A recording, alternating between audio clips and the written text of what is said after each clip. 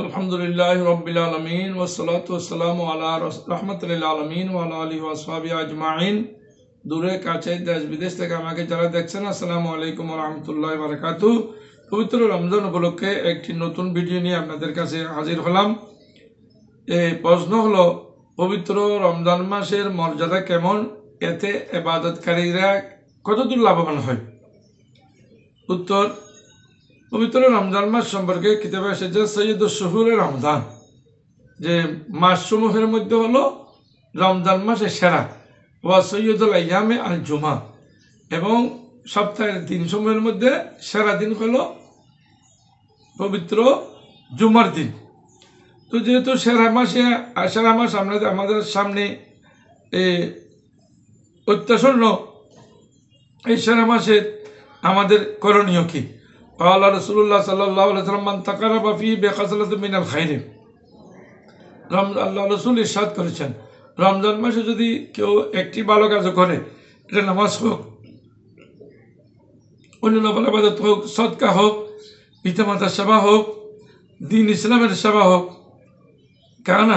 কামাল আদা ফরিদাতান ফিমা সাওয়াহ, তাহলে রমজান মাসে যদি কেউ একটি নফল ইবাদত করে, অবশ্যই অন্য মাসে ফরজ ইবাদতের সমান সওয়াব পাবে।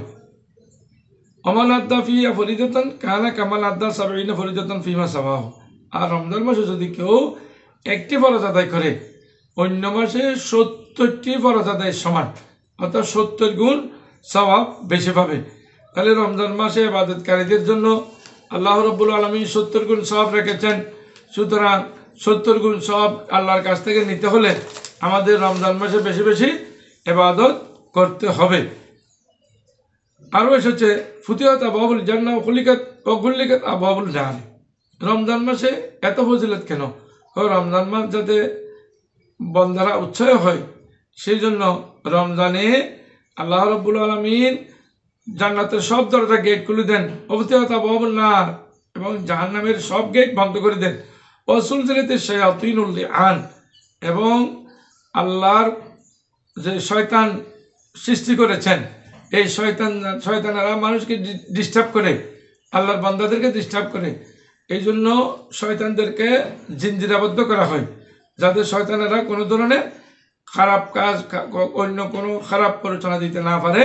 তো বান্দা যাতে রমজান মাসে অন্তরপুরে ইবাদত করতে পারে। অন্য বাড়িতে এসেছে, ইয়া বাগিল খাইর আকবিল, হে কল্যাণকামী, তুমি অগ্রসর হও, তুমি সামনে আসো।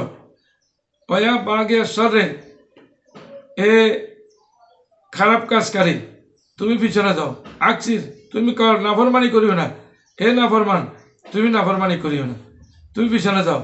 আল্লাহ রাব্বুল আলামিন এভাবে বলে বান্দাদেরকে ডাকেন, এবং বান্দাদেরকে আল্লাহ রাব্বুল আলামিন ভালো কাজ করার জন্য উৎসাহ প্রদান করেন। এই হাদিসটি তিরমিজি শরীফের 682 নম্বর হাদিস। আল্লাহ রাব্বুল আলামিন আমাদেরকে আমল করার তৌফিক দান করুক, আমিন।